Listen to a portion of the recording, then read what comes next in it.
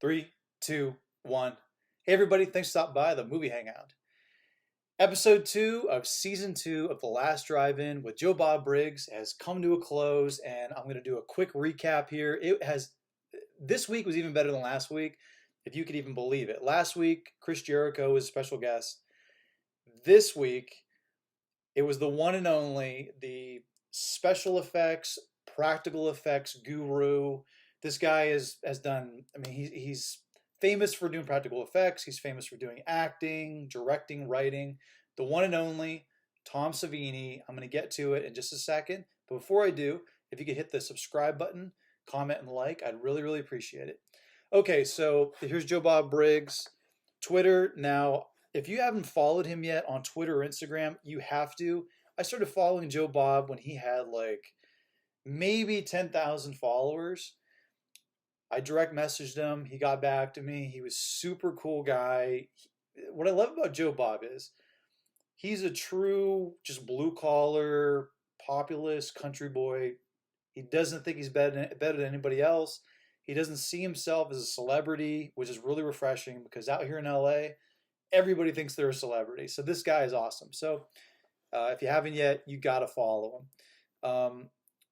Here's Darcy right here, the new male girl.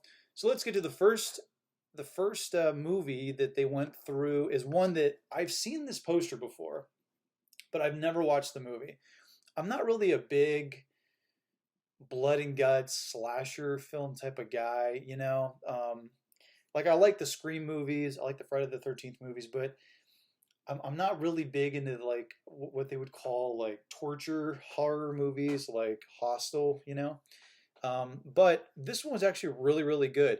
It wasn't too graphic, but it was pretty dang scary. And that movie is Maniac. It was shot in 1980, and it's a psychological slasher film.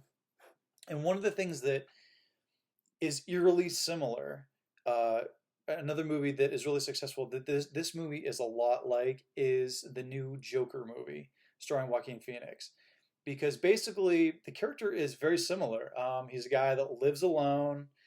He has a weird relationship with his mother. Um, he loves but yet resents women in a weird way and talks to himself constantly and has a lot of really bizarre tics. The the main actor, his name is Joe Spinell. And Joe Spinell right here, he was in The Godfather, part one and two. He was in Rocky one and two. He was like a mobster in all of them. And Rocky, you'll know him as the mobster that was riding around in the Cadillac, and then Rocky comes up to him and he tells Rocky, I want you to break his thumb. And Rocky's like, Bill, but if I break his thumb, he's not going to be able to work. And how's he going to pay me? And then he tells him, he's like, look, I pay you to break thumbs, not to think. That's Joe Spinell. He was in Taxi Driver, Cruising. I mean, just in a lot of really, really good films. And he's the lead actor in this. He's the one who's the maniac. How this was shot, I really enjoyed it. They don't do anything too crazy, with the camera. There's a lot of steady cam stuff when he's stalking people. A lot of close-ups of his face, and it just really captures the maniacal madness of his character. Directed by William Lustig, and what's really cool about this movie is it has one of the greatest exploding head sequences you will ever see in a movie, and that is saying a lot because there are tons of exploding heads in movies. Unfortunately, nowadays they're all like CGI, and they just, no matter how good the technology gets, they always look fake and just not realistic. This one, it was extremely realistic, and that was done by the great Tom Savini, American makeup artist. Um, and what was great about this episode of The Last Drive-In was Tom was on set. He was talking about how they would run around New York City without any permits in the early 1980s. And if you know anything about the early 1980s, it was like the Wild Wild West. I mean, there were, you know, women of the night, as they call them, walking down 42nd Street, where there's like a Disney store now.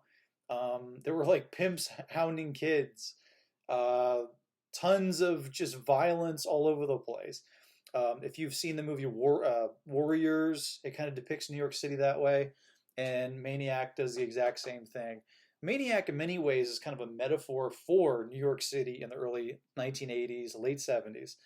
And Tom was absolutely fantastic. He gave just tips on making an exploding head. I guess Tom Savini has a special effects school that he trains people on how to do all this stuff.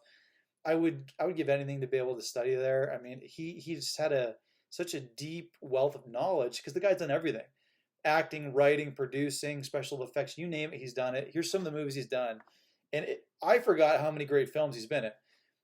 From Dusk Till Dawn, Creep Show, which is an amazing anthology of short horror films or horror film shorts. If you haven't seen that, you have to. It's amazing.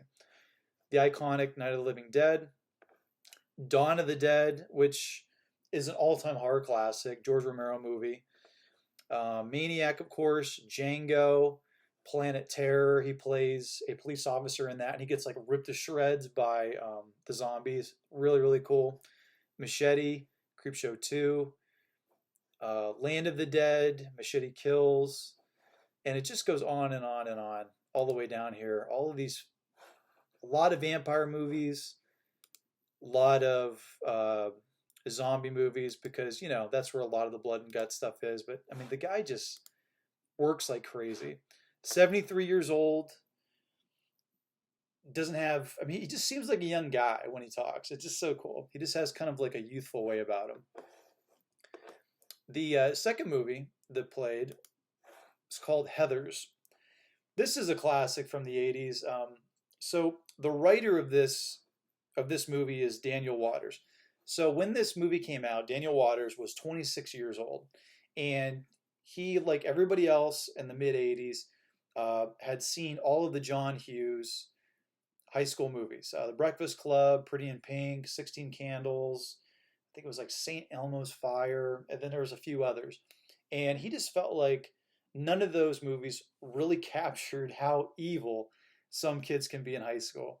And because all those movies they basically Hollywoodify what it's like to go to high school in Middle America. Well, he took the John Hughes formula, put in horror and just a lot of real dark comedy, and just shook that box up, and that's what you get for Heathers. It stars Winona Ryder. Man, she was really cute when she was younger. Christian Slater, and if you watch this movie, Christian Slater is basically just doing a Jack Nicholson impersonation the whole movie, but it works really well, so it's cool. The movie is 103 minutes. $3 million were put in the budget, but it didn't do well. Only did 1.1 million, and now there's like a huge cult following for this movie. And one thing that Joe Bob says in this episode of Last Drive-In that I totally agree with him is that if there was no Heathers, there would never have been the movie Scream. And I know that's kind of a stretch for a lot of people, but I mean, really, Scream is a Hollywood high school movie that is a slasher film mixed in. And Heathers kind of set the groundwork for that. And when you see the movie Heathers, you'll totally get why why Joe Bob thinks that, and why I think it too. And Heathers also tackles some really controversial and really heavy topics, like teen suicide.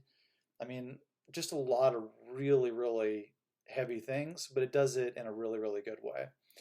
But all in all, I would give this episode, The Last Drive-In. Last week I told you I have a lot of faith that episode 2 is going to top episode 1, and it totally did. Episode 1 was fantastic. I think I gave that a 7 out of 10. This one, I would bump it up a notch because they had Tom Savini. I'd give it an 8 out of 10 for sure. And once again, Joe Bob just delivers.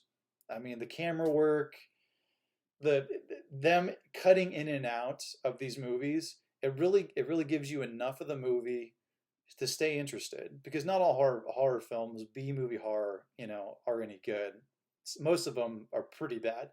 But just how they do it, how they cut him, Joe Bob, in and out, all the funny anecdotes that he gives, all the commentary, it's just flawless. Like you never get tired of this stuff. So I give this episode 2, an 8 out of 10. And I am so excited for next week to see who's going to be the special guest. Well, anyways, thanks for watching my recap of episode 2 of season 2 of Joe Bob's The Last Drive-In. If you want to get future rants, reviews, original content, click subscribe. Later.